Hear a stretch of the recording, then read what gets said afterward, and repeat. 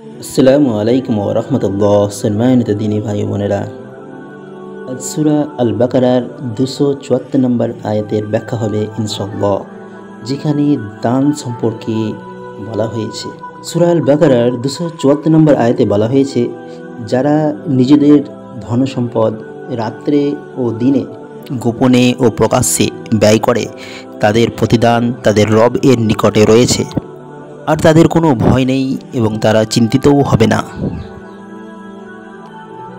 এই আয়াতে ওই সকল লোকদের বিরাট প্রতিদান ও শ্রেষ্ঠত্বের কথা বর্ণিত হয়েছে, যারা আল্লাহর পথে ব্যয়ে অভ্যস্ত হয়ে গেছে।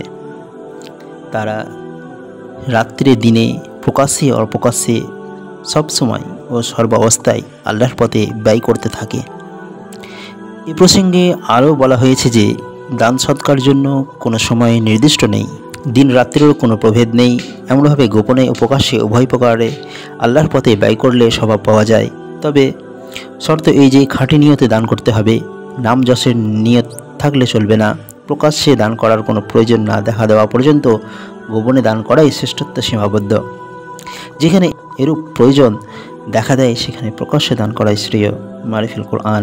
এখানে দান সদকা নির্ভুল ও সুন্নত পদ্ধতি বর্ণনা করে বলা হয়েছে, যারা আল্লাহর পথে ব্যয় করে এবং ব্যয় করার পর অনুগ্রহ প্রকাশ করে না এবং যাকে দান করে তাকে কষ্ট দেয় না, তাদের স্বভাব তাদের পালনকর্তার কাছে সংরক্ষিত রয়েছে।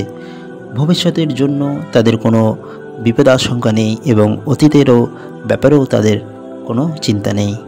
274 নম্বর আয়াতের ব্যাখ্যা হলো।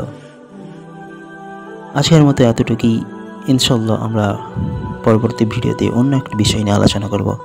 আল্লাহ যেন আমাদেরকে দান সৎকার করার তৌফিক দান করুন। আমিন। আসসালামু আলাইকুম ওয়া রাহমাতুল্লাহি ওয়া বারাকাতুহু।